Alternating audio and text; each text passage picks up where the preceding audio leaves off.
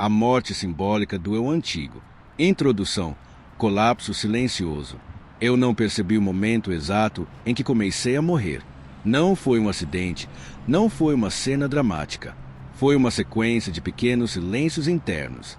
Um tanto faz aqui, isso não é para mim ali. E, aos poucos, fui me apagando. Externamente, tudo parecia normal. Eu trabalhava, postava, respondia, cumpria. Mas por dentro, era como estar preso em um corpo que não carregava mais quem eu era. Ou melhor, carregava um eco de alguém que eu fingi ser por tanto tempo que agora se tornará um peso morto. Eu sorria em reuniões, mas sentia um nó na garganta. Falava de metas, mas queria desaparecer. Interagia, mas era como se tudo ao meu redor estivesse num idioma que eu já não falava mais. Até que um dia eu não consegui mais me levantar. Não porque o corpo não funcionava, mas porque a alma não via mais sentido algum. Foi ali, naquele chão, sozinho, sem força para continuar fingindo, que eu entendi. O que precisava acontecer não era uma mudança. Era uma morte. Eu precisava deixar aquele eu morrer e desaparecer do mundo para renascer em outro lugar. O chamado para morrer foi o chamado mais sombrio que já recebi, mas também o mais verdadeiro. O eu que sustentava aquela vida já não cabia. Estava esgotado de personagens, viciado em aplausos vazios, cercado por escolhas que não partiam de mim. A sensação era de estar vivendo o roteiro de outra pessoa, com a minha cara. O colapso não era uma falha, era um grito. E só havia uma saída: desaparecer. Não fisicamente, não como fuga, mas desaparecer simbolicamente. Silenciar tudo que sustentava aquela identidade para que algo novo pudesse surgir. Pela primeira vez, entendi o que era morte simbólica. Não era desistir da vida. Era desistir da versão de mim que havia sido criada para sobreviver. Era dar adeus ao eu que carregava as expectativas dos outros, as projeções, os pactos silenciosos com a mediocridade. E ali, no escuro, entre lágrimas e raiva, escrevi em um papel: hoje eu autorizo a morte do que não sou. E comecei a morrer. A entrada na caverna, o ritual da desconstrução. Entrei em modo caverna no dia seguinte. Não avisei ninguém. Apenas me retirei. Cortei redes, desliguei notificações, silenciei o mundo. Preparei meu espaço como um tempo de morte simbólica. Luz baixa, objetos simbólicos, textos que me lembravam quem eu fui. Ao centro, uma cadeira vazia, como se representasse o eu que deixaria ali. E então comecei o processo. Todos os dias, pela manhã, eu escrevi uma carta de despedida. Adeus, eu que precisei agradar a todos. Adeus, eu que medi o valor por performance. Adeus, eu que traiu a si mesmo para ser aceito. Era um luto íntimo. E como todo luto, doía. Doía aceitar que partes de mim precisavam mesmo morrer. Doía perceber quanto tempo eu sustentei uma farsa funcional. Doía perceber que quase ninguém notaria minha ausência, porque ninguém conhecia meu real. E era justamente isso que me libertava, o luto do eu antigo. Na segunda semana, entrei na fase mais silenciosa e incômoda do processo, o luto real. Não um luto pela perda de alguém externo, mas pelo fim de uma versão de mim que me acompanhou por anos. Uma morte íntima, invisível, mas profunda. Eu chorei, e não pelas dores que os outros viam, mas pelas partes de mim que eu precisei abandonar, pelas máscaras que um dia me protegeram, mas que agora me sufocavam. Percebi quantas decisões eu havia tomado para manter aquela versão viva, relacionamentos que eu sabia que não me cabiam, propostas que eu aceitava por medo, não por verdade, palavras que eu engolia para não confrontar, sonhos que eu deixava de lado porque não combinavam com a imagem que eu havia projetado. Comecei a queimar papéis antigos, a desfazer pactos simbólicos.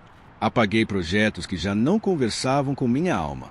Abandonei compromissos que me mantinham acorrentado a um personagem.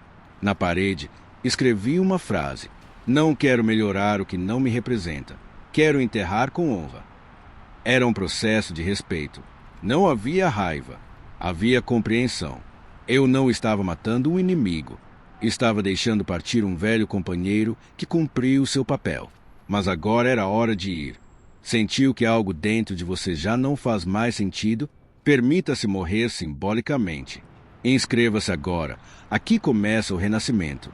O vazio fértil, o limbo entre eu e eu. Entre a morte e o renascimento, existe o vazio. Um lugar onde você não sabe mais quem é, mas ainda não sabe quem será. Esse espaço é desconfortável. Não há roteiro, não há certezas. Só perguntas, silêncios e um campo aberto de possibilidades.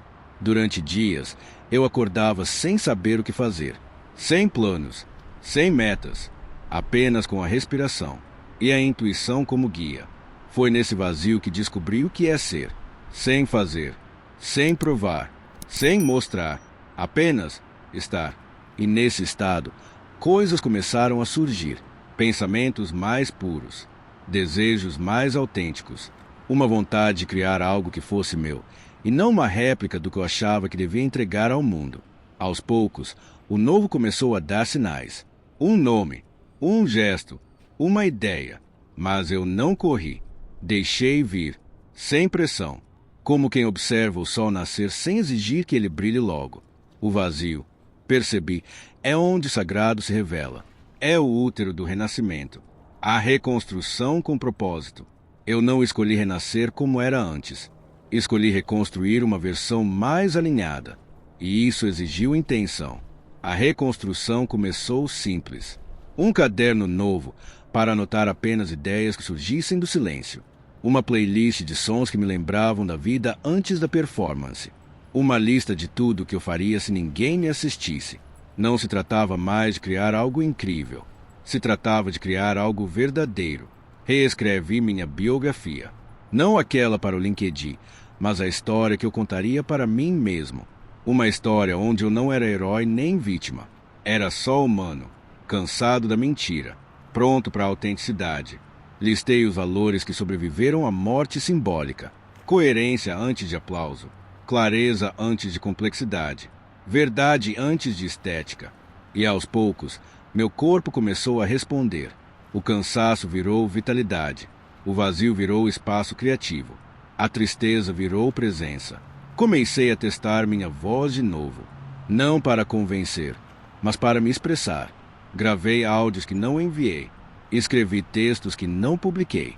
Desenhei esboços de projetos que só depois viriam ao mundo.